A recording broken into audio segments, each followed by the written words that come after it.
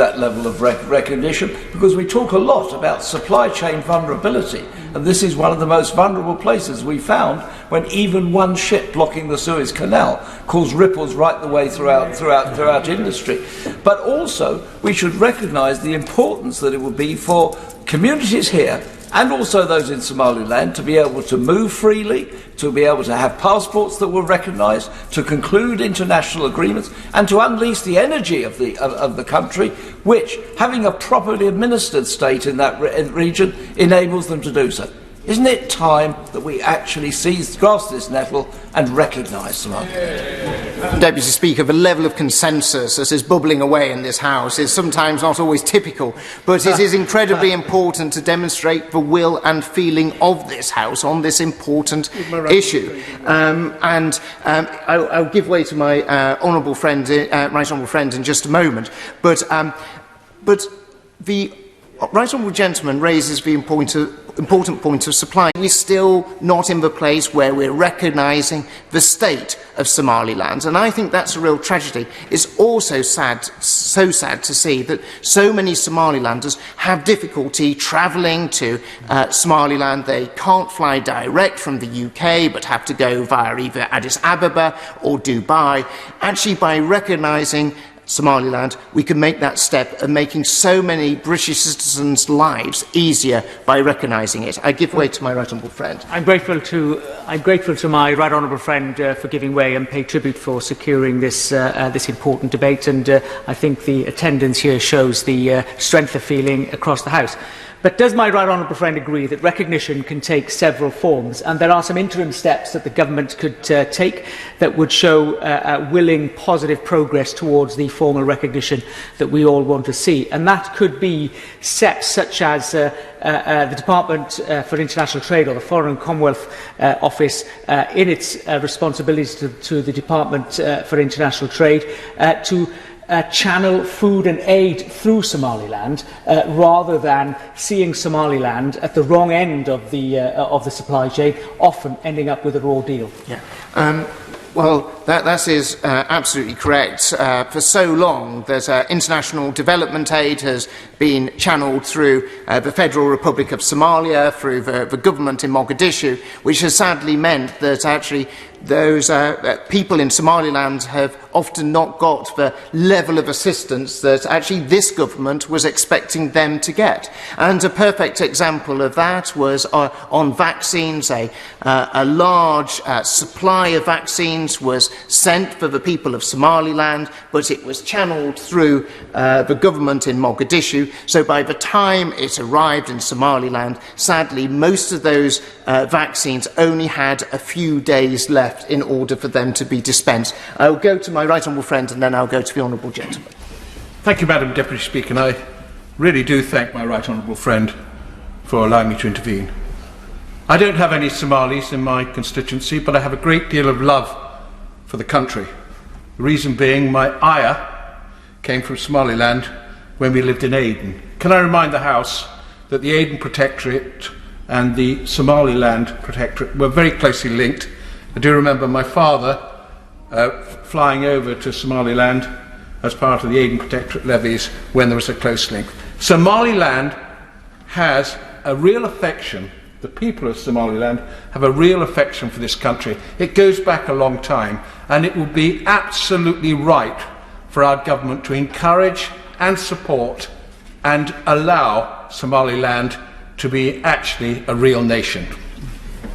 Well, we've seen the people of Somaliland pay a price for the defence of this nation, both in the First World War and in the Second World War. And if you go to Somaliland, you can see the Commonwealth war grave cemeteries of where so many Somalilanders gave their lives for the defence of this country, and also beating fascism on the Horn of Africa. And I think there is a debt of honour that we owe the people of Somaliland to restore the freedom to them that they actually fought to preserve for us as well. I give way to the honourable gentleman. I thank the right honourable member for giving way and join others in congratulating him for securing this debate, which has demonstrated an exceptional degree of unity across the House. in supporting his proposal. And he makes a good point on the debt of honour that we have to the people of Somaliland. My honourable friend, the member for Sheffield South East, highlighted the strong community that we have within the city who owe their origins to Somaliland, and it was in recognition of that that the council in 2014 passed a resolution adding its voice to the demands for independence.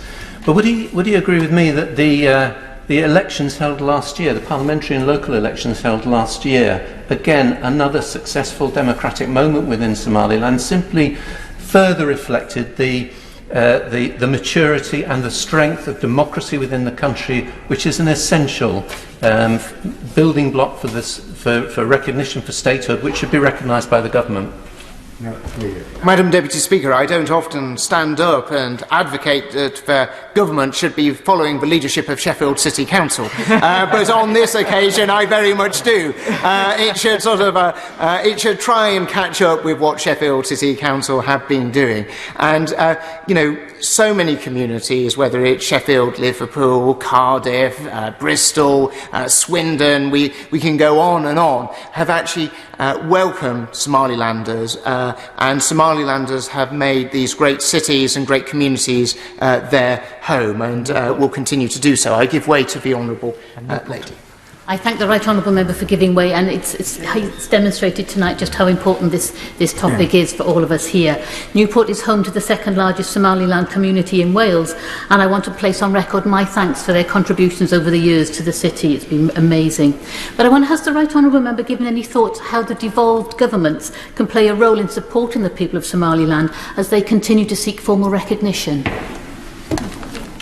Well, I very much believe that this is a United Kingdom endeavour where we can all move forward with actually building those already existing bridges, but making them stronger between the United Kingdom and Somaliland. And actually, we've seen in municipal government and devolved government many steps already trying to encourage the links between our great nations of the United Kingdom and Somaliland. But now is really the time for the UK government to take the lead, for the Foreign, Commonwealth and Development Office not to be shy, not to think that policy is stuck in the 1960s, as has been already touched on by a number of members in this House. I'll give way to my honourable friend.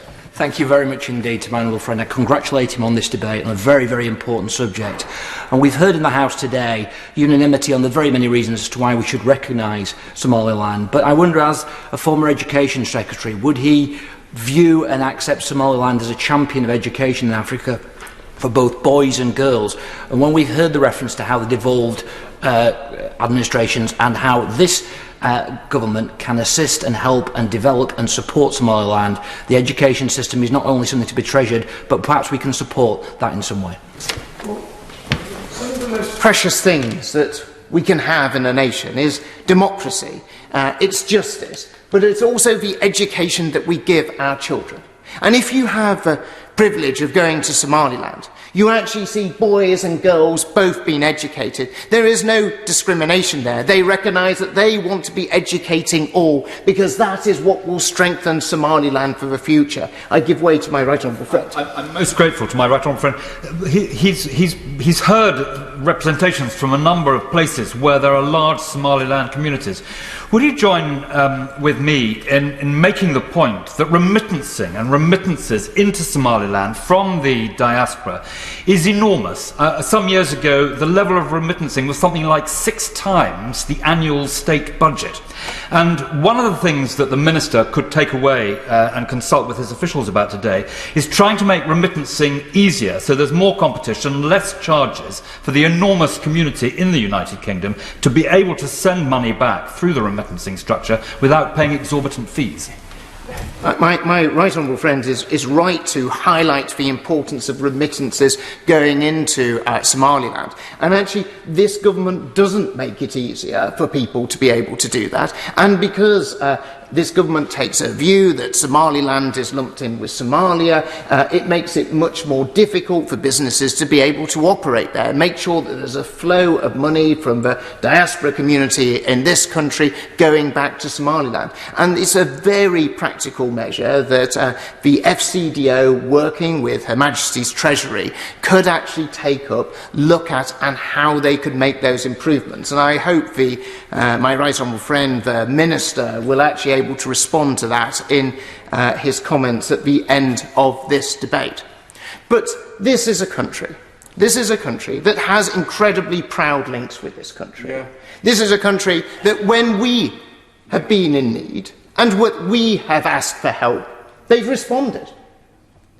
They've responded by sending their young men to defend our values and our freedoms. In 1991, this country emerged from years of subjugation by the regime in Mogadishu. It emerged from having had their children, having had so many citizens killed in cold blood. And it was able to establish its borders once more. It was able to put the structures in place for a legal system and elections. All across Africa, we are always asking for them to have a proper legal system, to educate their boys and their girls, and to make sure there is the establishment of democracy. Well, in May of last year, you saw the parliamentary elections in Somaliland, and they were peaceful, they were calm, they were fair. You saw the rollout of iris technology, the first use of this technology anywhere on the continent of Africa, to make sure that they were fair and they were properly run. All of this goes to show the maturity of this country. You've seen in Somaliland, you've seen different parties enter government and leave government, not questioning the veracity of their opponent's claim. Indeed, if I recall, there's one election, presidential election, was a margin of 80 votes. And that vote was accepted, and you saw that peaceful transition. I can't help thinking that there are some Western democracies, if a margin was quite so close, there might have been a little bit more controversy than what you saw within Somaliland. Somaliland has been this amazing shining beacon of everything we want to see flourish in Africa. It is the example that we want others to follow. But they need our help and they need our assistance, because around them they see real challenges. To the south in Somalia, you see the challenges of Al-Shabaab there. You see the disorder and the difficulties in Ethiopia. You see some of the real security challenges in Djibouti. Somaliland is a country that wants to be our friend. It's a country that turns to us and they ask us to show leadership. So I ask my right honourable friend, instead of delivering the pre-prepared brief that no doubt every Foreign Office minister has given for the last 60 years, show some guile, show some leadership, show some imagination, show the fact that he is a politician, not merely a tool of Foreign Office officials in order to read their words. I've worked with him in the Whip's office. I sure saw some moments of merit. But actually, as politicians and this House, we need to show leadership on this issue. We need to show our friends in Somaliland that we are willing to defend them as they have defended us. So even if he cannot give us all the promises that we would like to see, even if he cannot say that we can recognise Somaliland at the dispatch box today, he needs to go away and we need to sit down and work out how we take those next steps. Because we cannot spend another 30 years pretending the reality on the ground of the existence of an independent Somaliland doesn't exist because it's not on the Foreign Office map. We need to respond to those realities. We need to lead on foreign policy. We need to show our Somaliland friends that we are there for them and that we will deliver for them. And we will not just talk about our history, but we'll talk about how we can make our history together in the future. Stephen Doherty. Thank you, Madam Deputy Speaker, and it's an unusual pleasure to be able to speak in an end-of-day adjournment debate because of the timings. And I want to firstly congratulate and thank the Right Honourable Gentleman, the former Defence Secretary, for securing this debate today. I think it's been hugely powerful, and I think the voices that have been heard on both sides of the House, I think, show the strength of feeling and the strength of feeling that people have from their Somaliland communities here in the UK, but also about many of the issues that the Honourable Gentleman raised. And as I said, I wanted to declare my interest as one of the vice chairs of the all-party group on Somaliland. It's been in existence for a very long time in this place, and I'm really pleased, Madam Deputy Speaker, I think in the spirit of this debate, to say that it includes members from all parties, it includes members from both houses, and many people who, like the Right Honourable Gentleman and I have also travelled to Somaliland and seen for ourselves the huge progress, the huge impressive progress that has been made, particularly since those very, very dark days which the Right Honourable Gentleman started his speech about the atrocities that were committed, the literal levelling of Hargeisa, the capital city, and the remarkable progress that there's been since, largely driven by Somalilanders themselves and by members of the diaspora. The Right Honourable Gentleman, the former International Development Secretary, who's still in the chamber, mentioned the importance of remittances, the role of Somaliland communities here in the UK in raising funds, of supporting projects in Somaliland has been absolutely crucial to that rebuilding since those very dark days. And I also, as I said, wanted to pay tribute to my predecessor, Alan Michael, who did so much in this place before to raise the concerns of Somaliland and to work with people from very many different parties and different communities and different civil society groups, and indeed different parties in Somaliland, to ensure that that friendship and that progress continued. We visited as an all-party group back just a few years ago. It was the first visit that had been able to be undertaken for some time, and it was a remarkable visit. I had heard so much about Somaliland from Somalilanders in Cardiff before attending, but to see it with my own eyes, to meet with civil society groups, to meet with women, to meet with young people, to meet with members of the legislature of both houses, to meet with members of the government, to see some of the progress that was being made, to hear about the work that the UK government had done in supporting both development projects, trade, economic development, and indeed security. I will happily give way. I'm very grateful to him for giving way.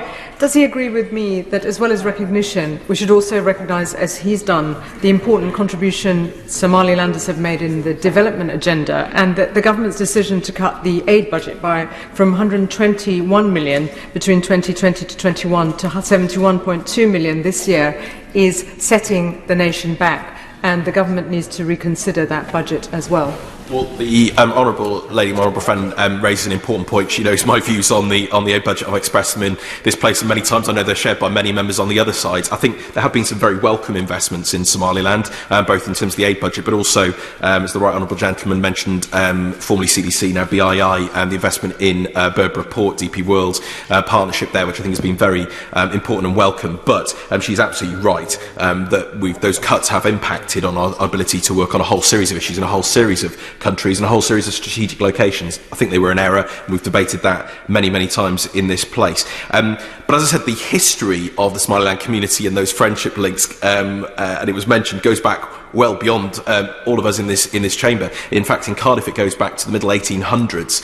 Cardiff, of course, was one of the largest coal ports in the world, exporting to the world, the price of coal being set in Cardiff, and those friendship links, particularly with the Horn of Africa, the Arabian Peninsula and elsewhere, were absolutely crucial, and it's one of the reasons why there is such a strong Somaliland community in Cardiff, a strong Yemeni community as well, many communities from around the world that made that incredible part of my own community, which I live in, Butte Town, Tiger Bay, and at the heart of that has been this incredible contribution from Somalilanders, and it continues to this day, and they take great interest not only in what happens in Somaliland, but also crucially at home in Cardiff, and are key in many of our community organisations and institutions. So it's been a pleasure to hear from many of them in advance of this debate, and I don't want to name names because I will upset people by missing them out, but all those who contact me on a regular basis know who they are, and continue to stand up for the interests of Somaliland and Somalilanders. But it's a proud history in Cardiff, and it also stretches to that military history, those involvement in the Somaliland Camel Corps and Somaliland Scouts, the Somalilanders who, along with many people from across the Commonwealth, from across the former Empire and Dominions, who fought alongside us in World War I, in World War II, in many, many other conflicts. I think it's often overlooked, and yet in Cardiff we recognise those contributions on a regular basis. We also recognise the contribution made to those who served in our merchant navy, and every year when we celebrate merchant navy memorials in Cardiff Bay and elsewhere, when you look at that list of names, you see the Somali names, you see the names of people from all around the Commonwealth and those which we have friendships with. I'll happily give way. On the point the honourable member made, I very well remember Somali soldiers coming across from the Horn of Africa to the Aden Protectorate, and my father having the honour to command really good soldiers and decent men. Absolutely, and the honourable and gallant gentleman makes a very important point, and I think we need as a country as well to recognise far more the contribution of all of those from across the Commonwealth and our friends who made the contributions and in some cases the ultimate sacrifice in conflicts throughout many generations. I wanted just to turn to a few sort of practical points in the context of this debate. I think firstly it's recognising those strong links between so many cities across the UK with Somaliland, recognising that there are many who are British Somaliland dual nationals and yet experience many difficulties in terms of travel, visas, restrictions, all sorts of things that go on, and ensuring that they have the support available to them is very difficult given the current status and situation in Somaliland. And we heard from many members of the British Somaliland community on our visit who are expressing issues about, for example, if they lose a passport or they want documentations authorised, or why we don't have a bigger presence, for example, from the British Council. Many things. I met young people who want to come and study here in the UK, who want to build links between the universities and educational institutions in Somaliland with the UK, but are often denied those opportunities. And I think we could be doing so much more on a practical level as well to support those who have that dual nationality and dual heritage. Absolutely. I thank my honourable friend for giving way and support his point in terms of the need for the British Council to be located in Augusta. And would he agree with me that the government maybe needs to think about the funding to enable that to happen, to develop relationships in Somaliland? Absolutely. I mean, the British Council play a key role around the world. It's been deeply concerning. Again, an issue being raised on all sides of the House about the cuts that we've seen to them. But this was an issue that was specifically raised when we were there, and I hope that our links in that area can develop. I wanted to mention the huge progress that there's been on health in particular and development. I've had the pleasure, as many have across this House, of meeting the remarkable former First Lady, former Foreign Minister Edna Adan on many occasions. And if members haven't listened to her Desert Island Discs and other fantastic interviews with her, I'd strongly encourage them to do so. One of the most remarkable women I've had the pleasure of meeting, and I had the pleasure of visiting Edna's hospital that she helped resource and establish and has helped sort of fund out of her own pocket significantly. Maternity hospital, a training hospital to improve maternal health outcomes in Somaliland. Again, remarkable work being done there, but so much more that could be done if we would develop our friendships further and ensure that there was the support there for that. We've seen remarkable progress in education. I visited Hargeisa University, a remarkable place doing brilliant work, where the majority of students, I understand, are women, are girls. Again, exactly the sort of example that we want to be setting around the world, ensuring that young women and girls have those opportunities and are able to thrive and seize all the opportunities that should be available for them, whether that's in Somaliland or elsewhere on the global stage. I'll happily give way. I thank my honourable friend for giving way, and he's making a very powerful contribution in a debate that's been extremely good. Does he agree with me that Somaliland does stand as a beacon of hope and actually and showing what can be achieved in that sort of situation of democracy, and actually that's part of the reason why the UK government should officially recognise it for that work that it does and the leadership it can offer within Africa? Well, I think that the leadership and the example that Somaliland has shown is there for all to see, and it's certainly there for those who've had the pleasure as I have of visiting, and I think it's long overlooked. Actually, it's progress in so many areas. The progress made in trade and the relationships we met with many businesses there who want to expand their trading relationships with the UK, who want to expand the trading relationships with their neighbours.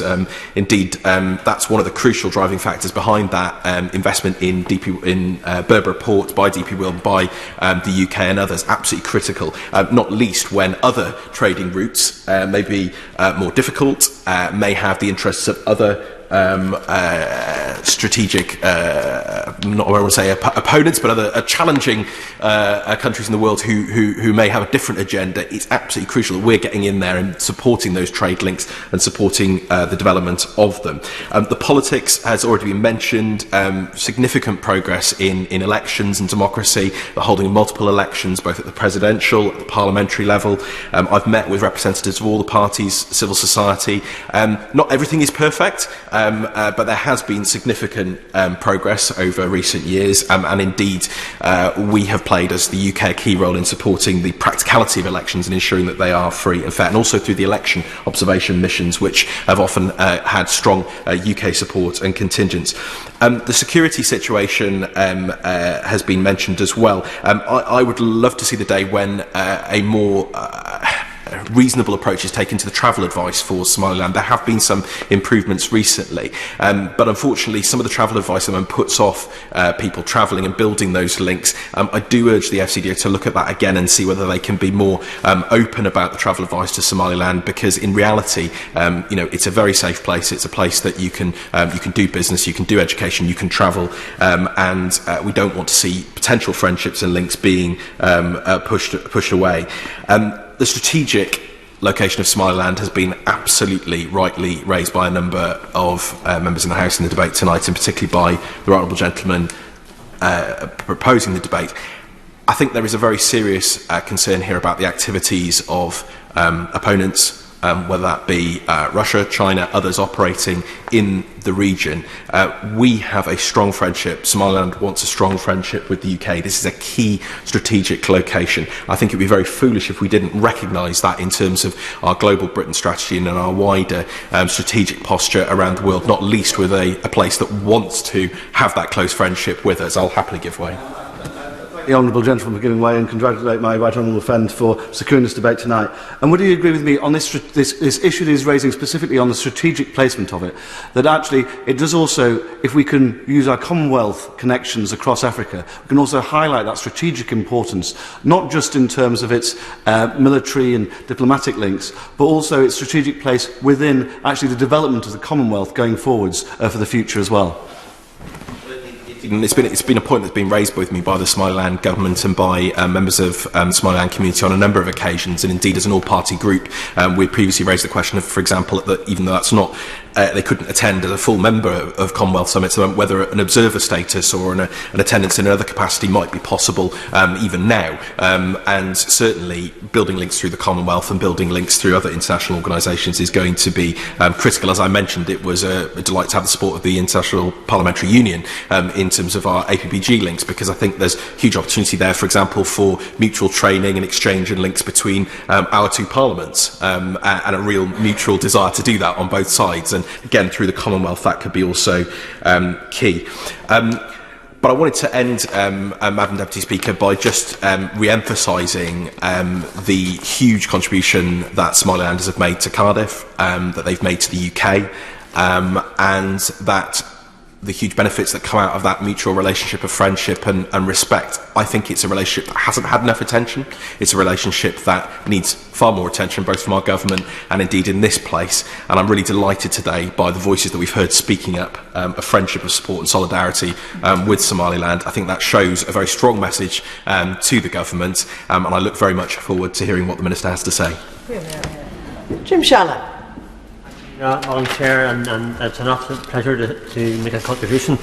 I often, Madam Chair, make contributions but usually interventions, and in the debate tonight I got a chance to perhaps say a wee bit more. So I want to first of all congratulate the right honourable gentleman for South Staffordshire for bringing this forward. In his introduction he said many things which I totally agree with, but he mentioned the words the union of equals.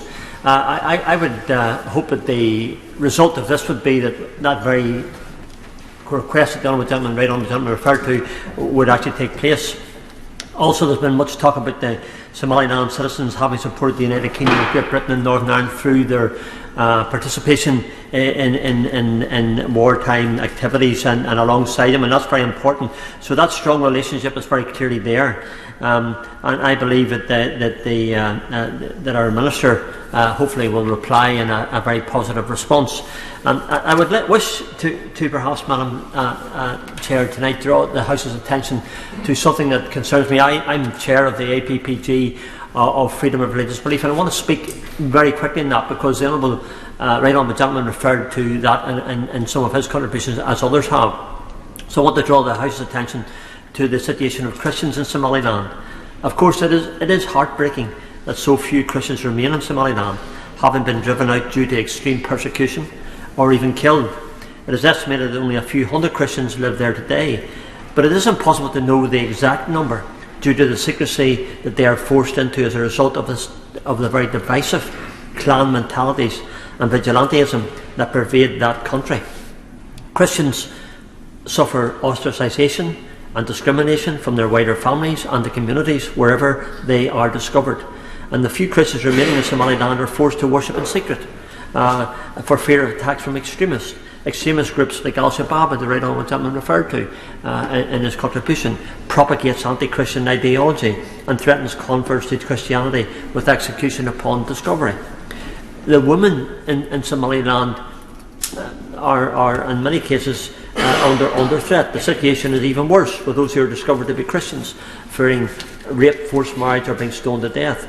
So I would hope that tonight's debate will illustrate and raise awareness about those things, and perhaps maybe in the requests that we're making, these things can be addressed, because I think it's central, and I believe it's central, and our government has made it central in relation to the ministers they've appointed, that when it comes to foreign policy, that we have a particular focus upon religious persecution and the persecution of ethnic minorities and the issues of human rights. So those are key to where I am. So I would make a plea to my minister and to government for those improvements and those things to be central to any steps forward, which we all, I believe, in this House tonight wish to see. I don't have in my constituency any people that I'm aware of from Somaliland, but it doesn't make my contribution, Madam Deputy Speaker, any less of a support for what the Right Honourable Gentleman has said, and to those who have, like the Honourable Gentleman who spoke just before me, who very clearly has a very strong community. While political factors are undoubtedly at play in this conflict, the religious motivation for attacks in this region cannot and should not be denied, with Christians suffering the worst of this persecution. So I wish, and we wish in this House, and all the contributions have said it very clearly, we wish to help Somaliland economically. But I do feel it's central to any agreement there must be the human rights guarantees that we wish to see, and the religious freedom that we wish to see. So if we can help, and we do want that to happen, and we should help, and we must help. And others have referred to the democratic process, to the education opportunities that quite clearly we can build upon.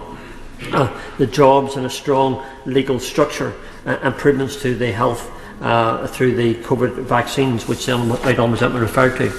There's been much talk of history, the history that unites us, but today I believe that we also, and I think it's really important when we look back in history, and I love history, Madam Deputy Speaker. It's always been probably one of my few subjects that I probably enjoyed at school and did fairly well at. But I believe that we also must now, through this debate, look to the future. The UK government stated that it will not formally recognise Somaliland as a sovereign state until they initiate a process to do so with the federal government of Somalia. But human rights issues and religious liberty needs to improve, and it must change. So with that, I do support and agree that it's important that the UK maintains diplomatic relations and a supportive presence in Hargeisa through this process to ensure that there is not a breakdown in relations between Somaliland and other African countries. Again, I thank the Right Honourable Member for South Staffordshire for bringing this matter to the House and the adjournment debate, which has benefited from a large number of Right Honourable and Honourable Members who all collectively want the best for Somaliland. I believe the Minister wants the best for Somaliland as well, and its people, and that is what we're trying to achieve.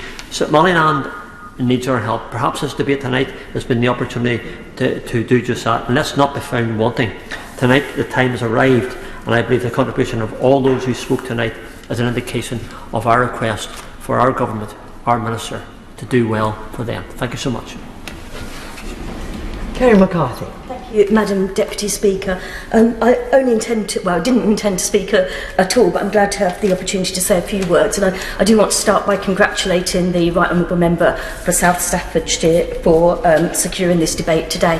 When I was first elected in 2005, I was only selected as the candidate for Bristol East about 10 weeks before polling day, and during that very short election campaign, I was approached by people from the Bristol Somaliland community. First that I even heard of Somaliland, and let's say by the time I came into this place I was very much a firm supporter of the need for recognition.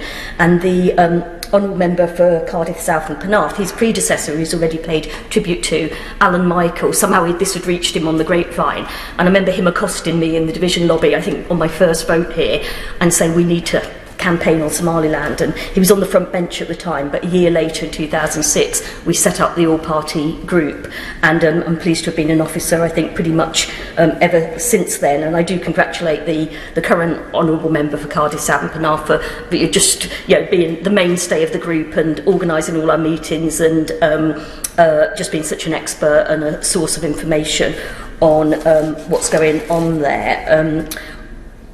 As has already been said, Somaliland is a beacon of democracy not just in the Horn of Africa, but in Africa. The fact that it has managed to hold peaceful elections, I think the Right Honourable Member referred to the election in 2003, where the presidency changed hands by 80 votes, and I think if proportionately an 80, whatever the equivalent of an 80 vote majority was in the American election, if Donald Trump had lost by that amount, I don't think we'd ever have heard the end of it. What was slightly disappointing about the most recent elections was that although it was yet another peaceful handover, there's still quite a lot of progress that needs to be made on female representation. There was one woman MP, but now there's 0 out of the 82 elected MPs, so there's also low turnout in some areas. So I would hope that through Westminster Foundation for Democracy or other mechanisms we have, we can do a bit more work on that front. I would join my honourable friend in paying tribute to Edna. I too have visited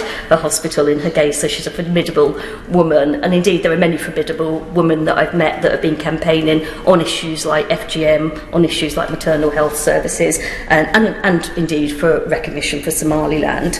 The final point I just want to make, other than I would echo what my honourable friend said about just the sheer economic opportunities that would be available if we recognised Somaliland. I've heard there's amazing scuba diving on the north coast by Berbera, and the fact that it could be opened up as a peaceful tourist destination if it wasn't associated with Somalia, but also many other economic avenues that could be explored. And I share the concerns of people that are worried about Chinese influence if we don't step in. But the main thing I want to say, though, is it is clear that Somaliland is an independent country. It has functioned as such since 1991. It had established itself, albeit for a very short time before it went into partnership with Somalia. It established itself as a post-colonial independent country.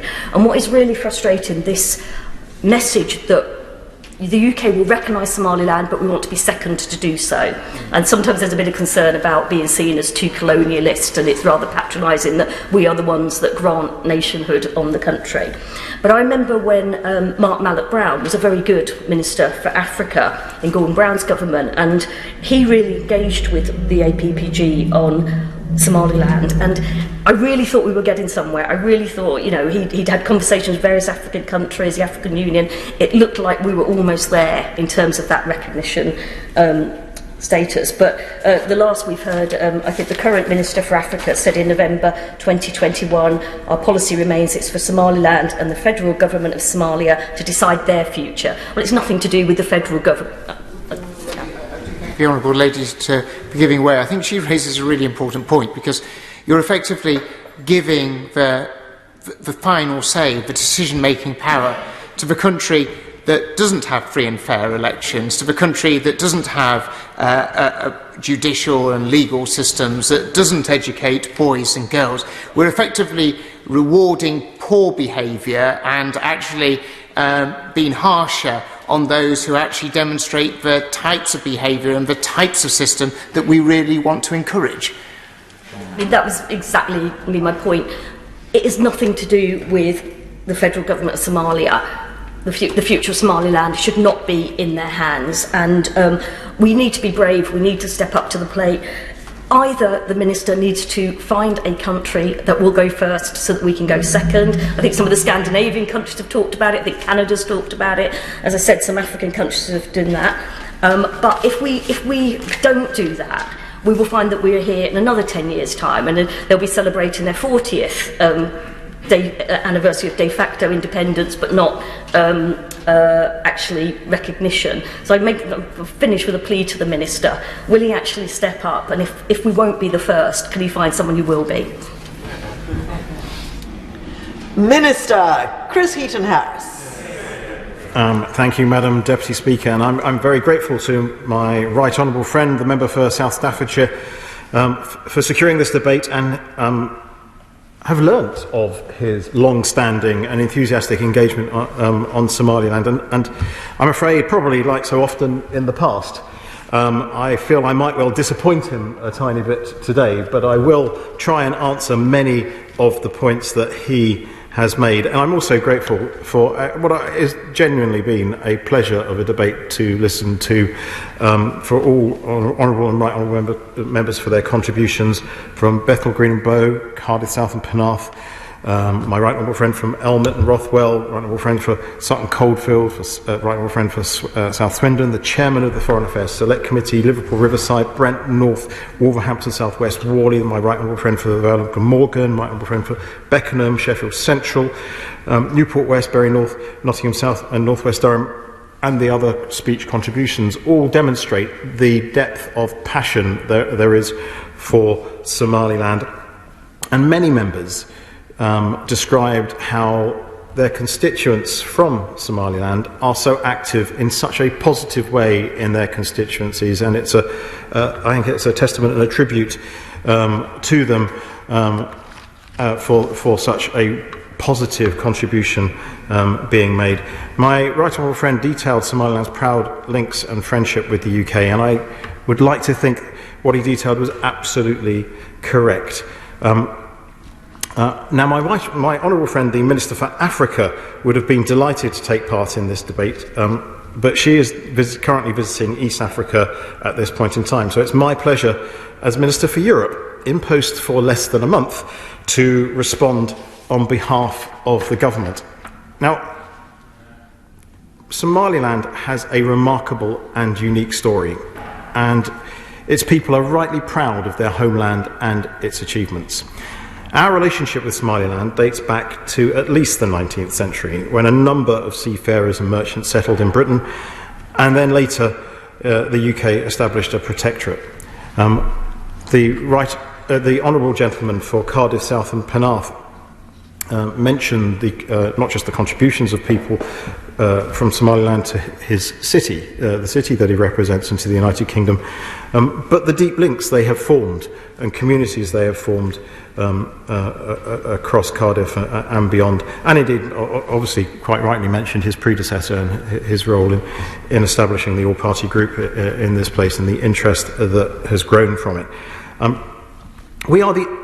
Today we actually do enjoy a really close partnership with Somaliland. We're the only Western country with a permanent office in Hargeisa, through which we engage with the Somaliland government on a range of issues, from trade and investment to climate change and development.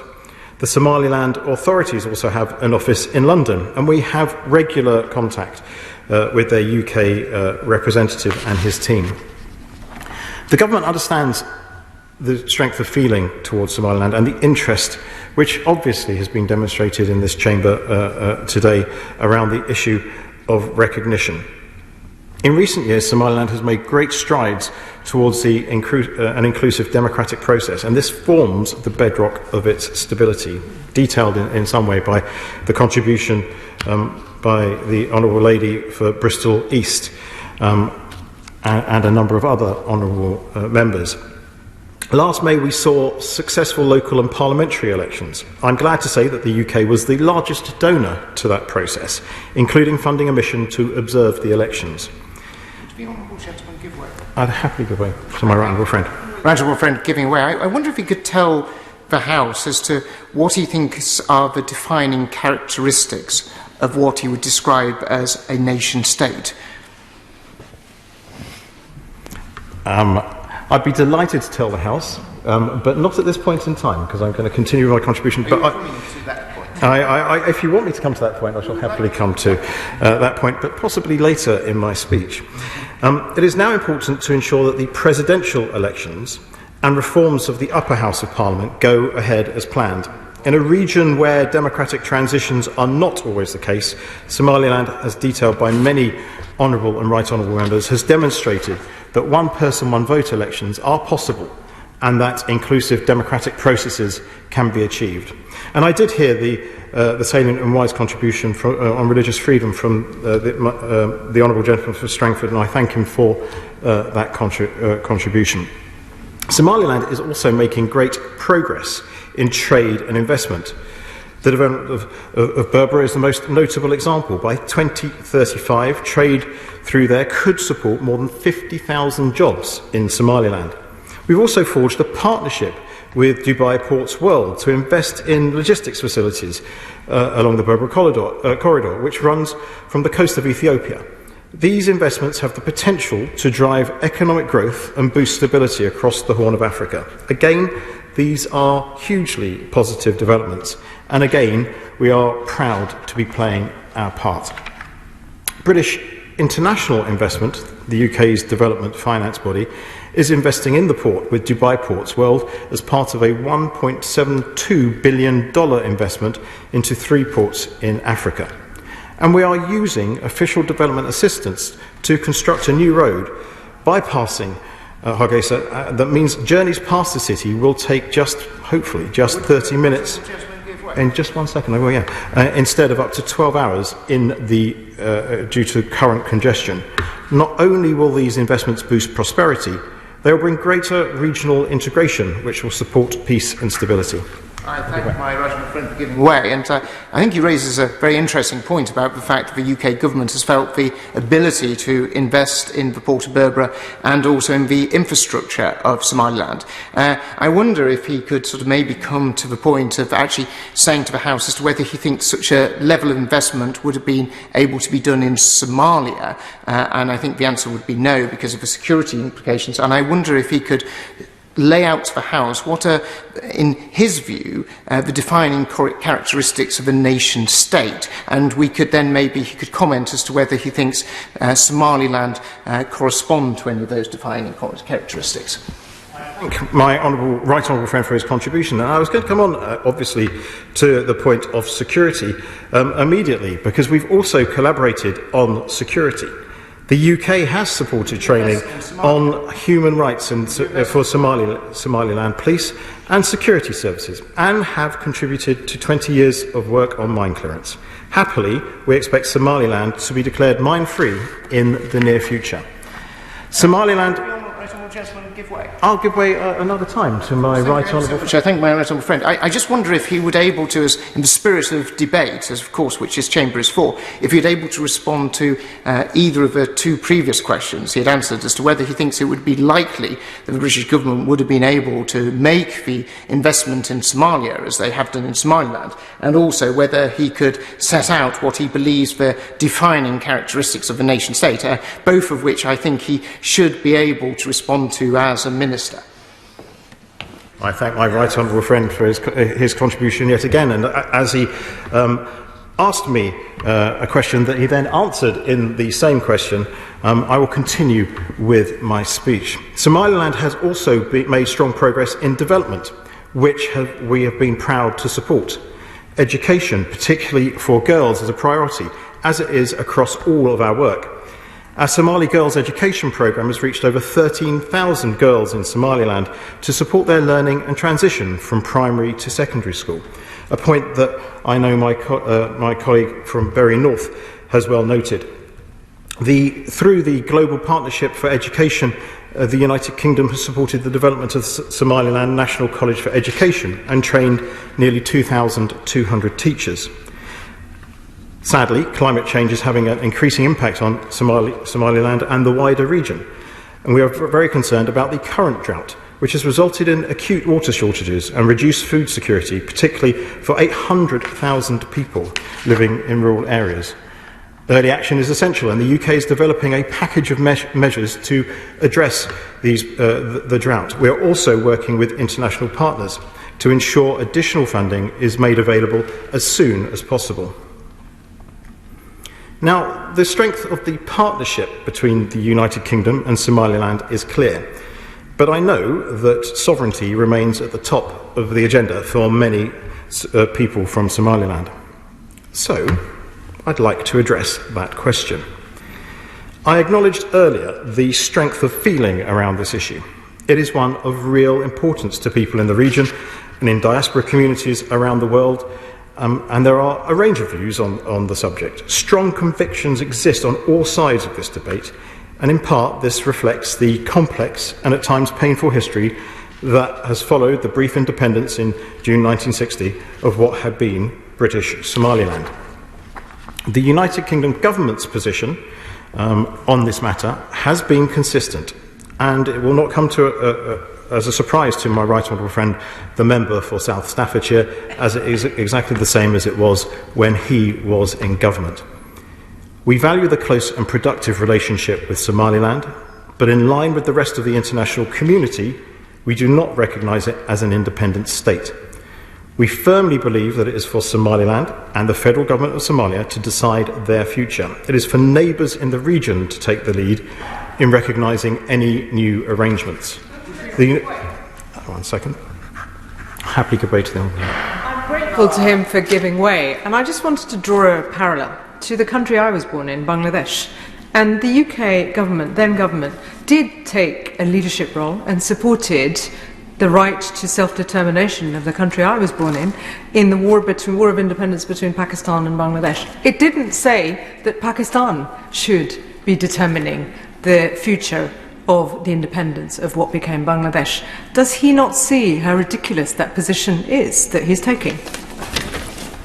No, I don't, and I believe that it is completely correct for neighbours in the region to take a lead in recognising any new arrangements. I happily give way to my right honourable friend. Generosity of my right honourable friend.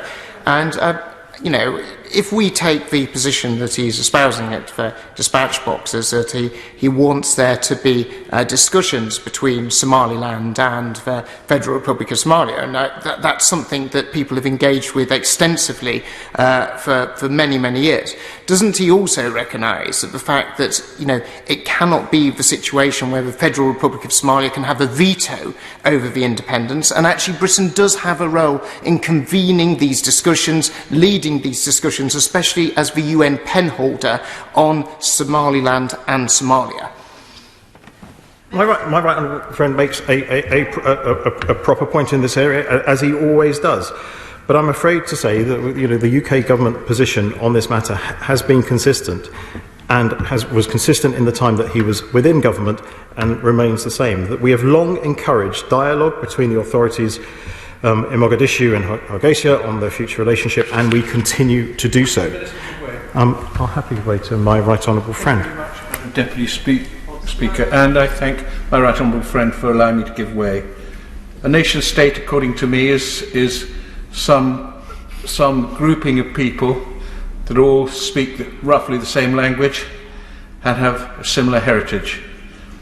And the actual truth of the matter is that they become a nation state when people recognise them.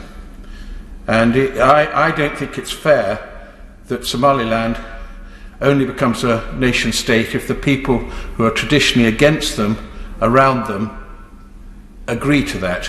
I think we could take the lead, and I plead with my right honourable friend, a very good friend, to put it back to the Foreign Commonwealth and Development Office that actually we should be changing our attitude on that. I thank my right honourable friend for his point and indeed the way, the constructive manner in which he put it. And I think my colleagues in the FCDO will doubtless be watching this debate and the very positive nature about it and the support for it that has gone on. And I very much...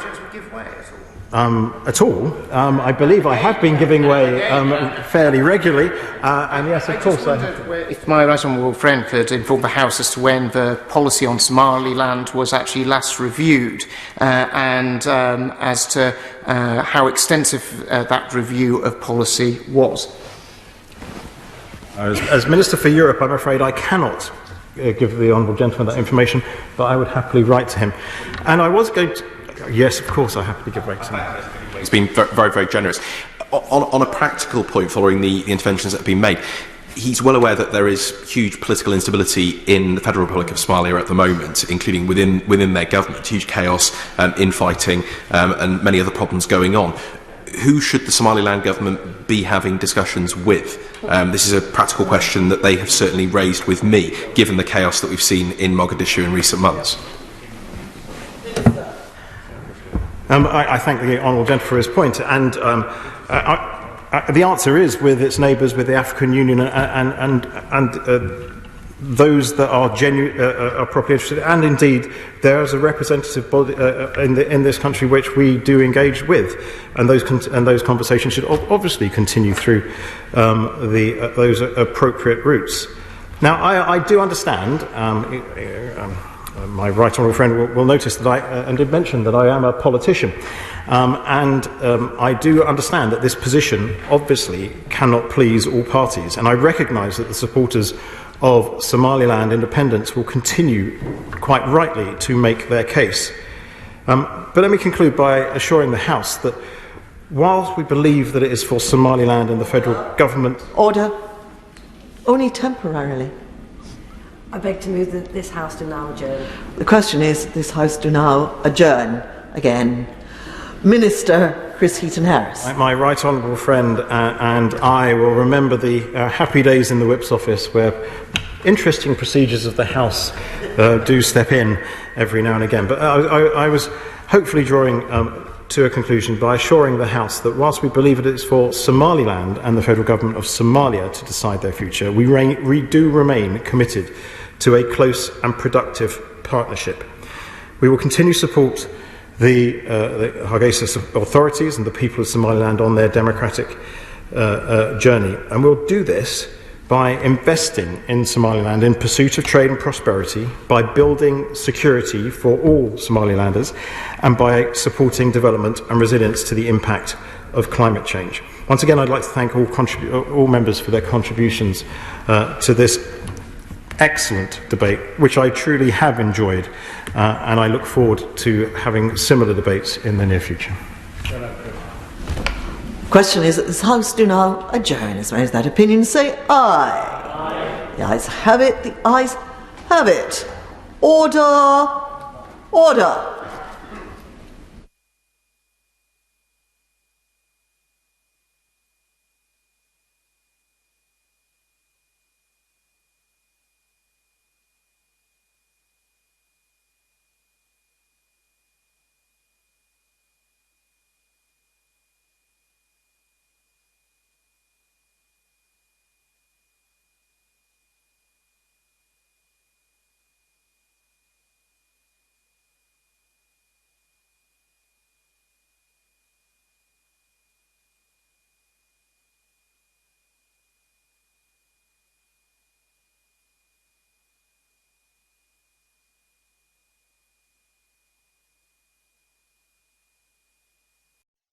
The proceeding has ended.